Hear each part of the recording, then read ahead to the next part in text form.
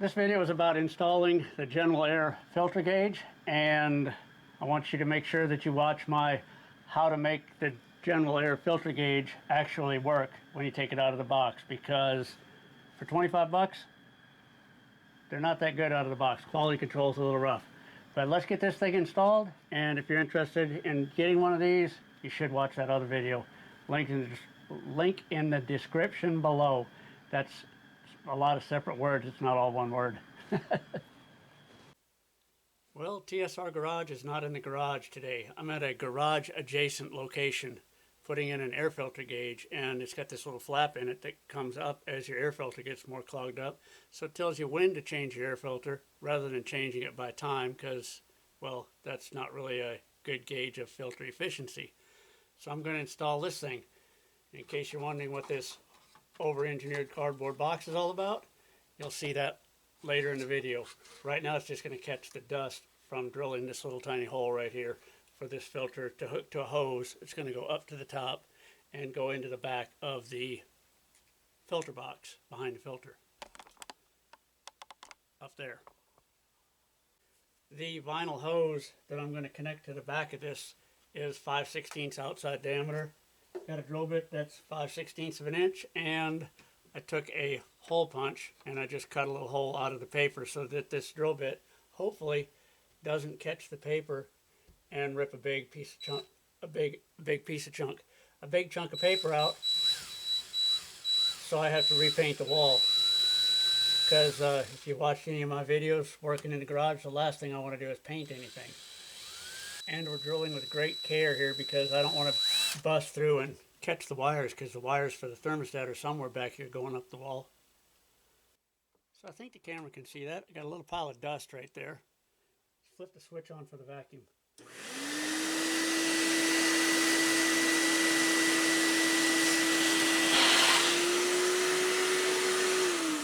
Whoops. That didn't go right. So my plan is switch the vacuum on, close this up, and maybe drop a string down, and I might be able to get the string to hit this hole and get sucked through. If not, I may need an assistant to help me thread that through. But I've measured, and it's about 18 inches off the studs of this wall to where this hole is, and it's about 32 inches from there down. So I've taken a piece of string, I've got a knot in it so I know about how far down to drop it, and I'm going to drill a hole through the top stud, and it should be easy enough to find that up there, right off the air box up here, and drop the string down, close this little box up around this, decide to just go in this way, this way, this way. All right, and hopefully when I switch that vacuum on, I might be able to get that vacuum to catch the string and draw it through that hole. Will it work? I don't know. I'll try it. Right now we're going to go up top and drill a hole. Well, I just watched all that video that I've shot up to this point, and my other plan is to turn the receiver on for the microphone. So hopefully the sound quality gets better on this video from here on out. All right, flip the switch on. Then the light will come on. Just hit my head on a rafter. Awesome, way to start the day. Ta-da! And my trusty headlamp. All right, here's where the air duct comes up. And here's where I fall through the roof at, because there's no boards on this.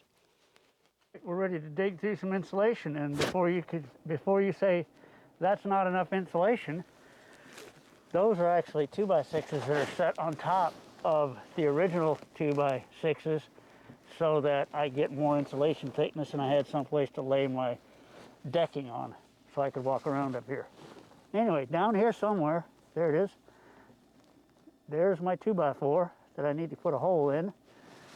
I just got to find a 2x4, the wall that runs this way, measure 18 inches over, and cut a nice little hole in it. Dig, dig, dig. All right, I found the 2x4. So now I got to get 18 inches over and make another hole in this. There's my thermostat wire going into the wall.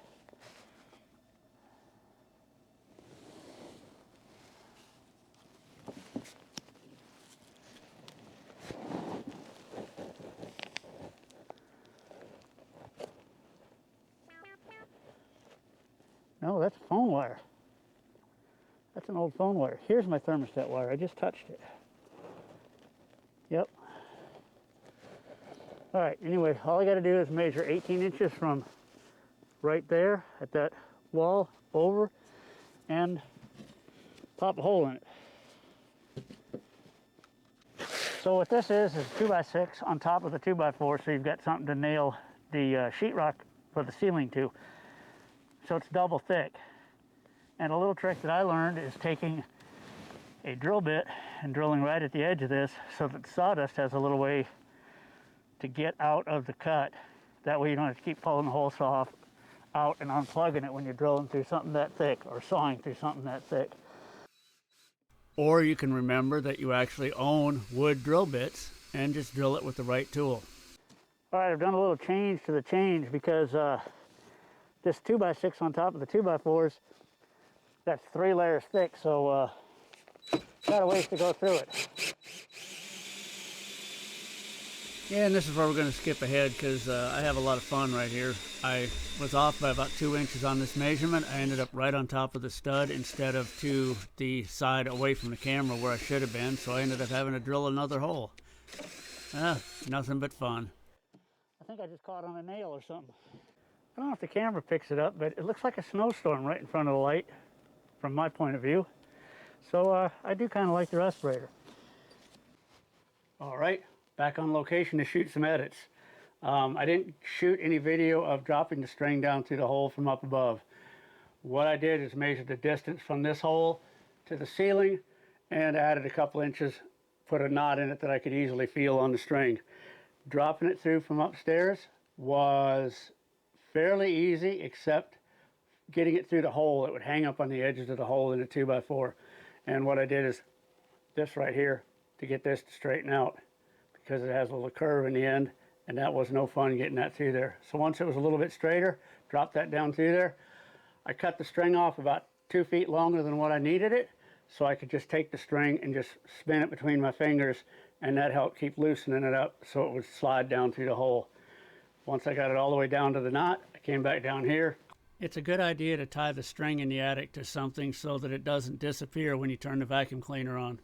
Closed up the little box, turned on the vacuum cleaner, and since I was pretty much directly above it, just raising it up and down a few times, the tip of that string caught that airflow, and you could feel that it went into the vacuum because it actually had some tension on it. The vacuum was trying to hold the string down, so it worked out. Back to the video.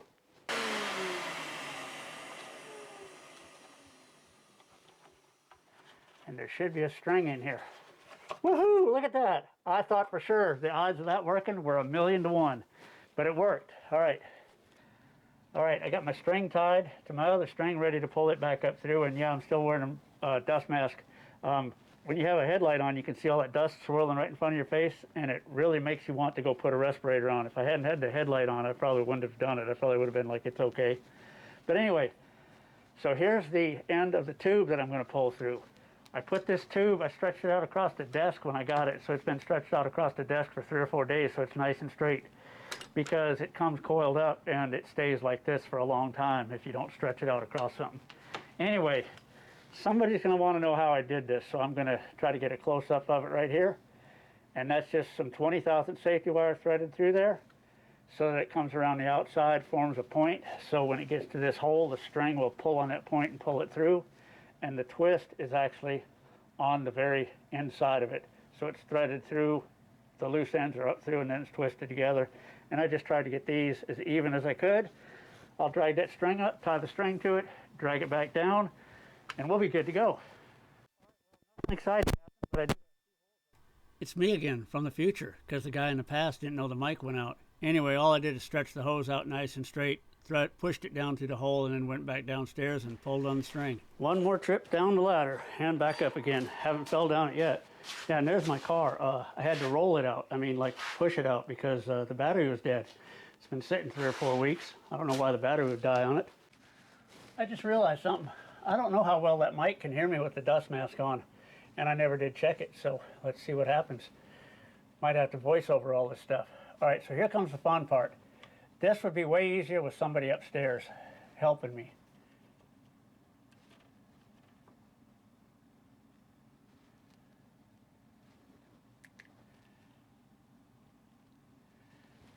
Alrighty.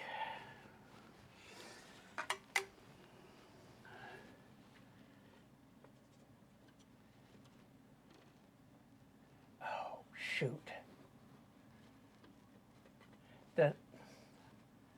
I dropped the tube down in there from the top to make it easier, and the string has somehow gotten wrapped around the tube. It's not pulling straight from the end anymore. Yeah, boy, it's wrapped around there.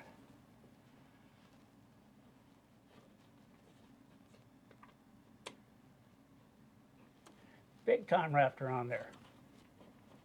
There it goes, just unwrapped. Now I can see the knot. Now if I had somebody up on top, they could push down on a tube, feed a little more tube down in there. It might help it make this corner, but get a little screwdriver.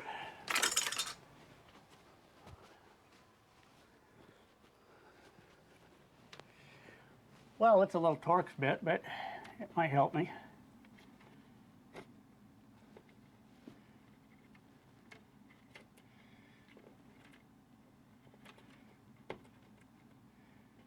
And I could have been a little more generous with the size of the hole, maybe.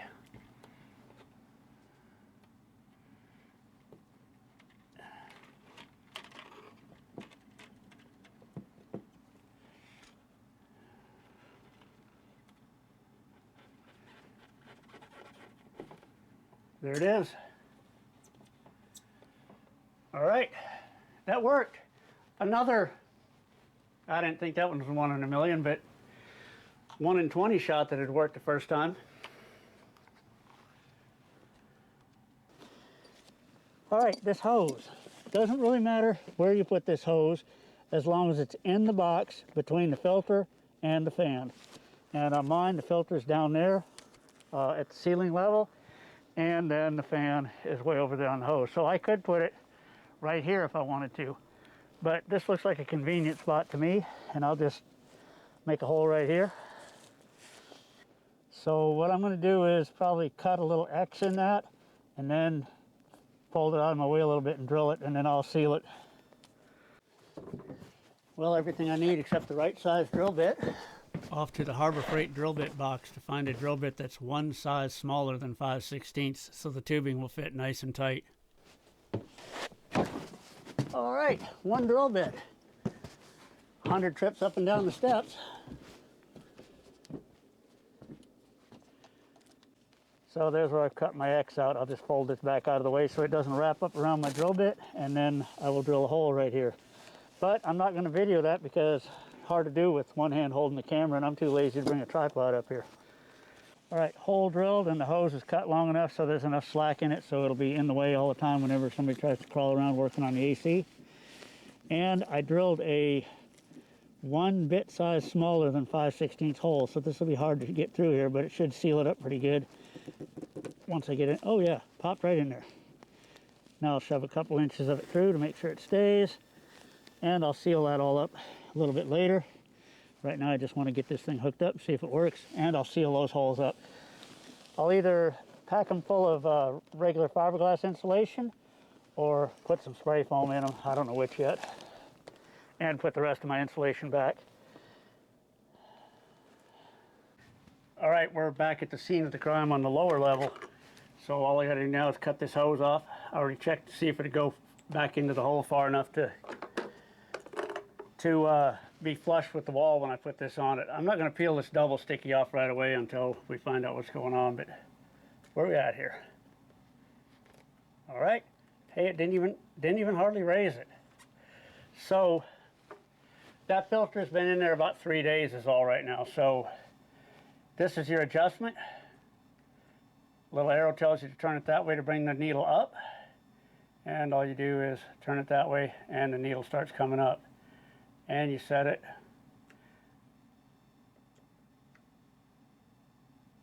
If you pull on the front of the gauge, these are just little push pins that hold it together. I might replace those with screws. But if you pull on the front of the gauge, look how high it goes up. And if I push back on it, it drops down because it seals the gauge back up. Let's get it out here where, see these little pins? If I pull it, so as the vacuum goes up, the gauge will go higher. As the filter plugs up, it'll get higher, and it says change filter over here. Pretty simple system. I'll show you where that tube comes out inside the box. It's just got to be behind the filter in the box, and mine comes out right there. So as long as I'm opening this up and taking the filter out, I still have an old filter, so I'll put an old filter in it, and we can see how high the gauge goes with an old filter. Put the fan on, get you up here where you can see the gauge.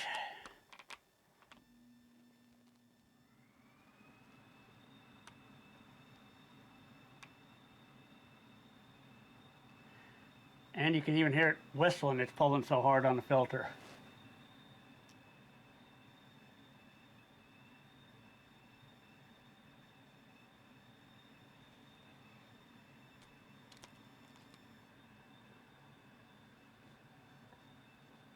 So we know it works, it's time to change out the filter. And back to a new filter. Well, there it is. I mean, it works. It doesn't work out of the box. I mean, you pay 25 bucks for something and it basically will fall apart just by pulling on it a little bit. And if you wiggle it, it'll change the readings on it. So 3 layers of masking tape wrapped around it, and take the deburr of the edge of the little flap a little bit, and it works great. But you shouldn't have to do that with something you pay $25 for. Thanks for watching. Like, share, subscribe, all that good stuff. And leave a comment. What? Who is this person, and why does he think he can tell me what to do? And leave a comment.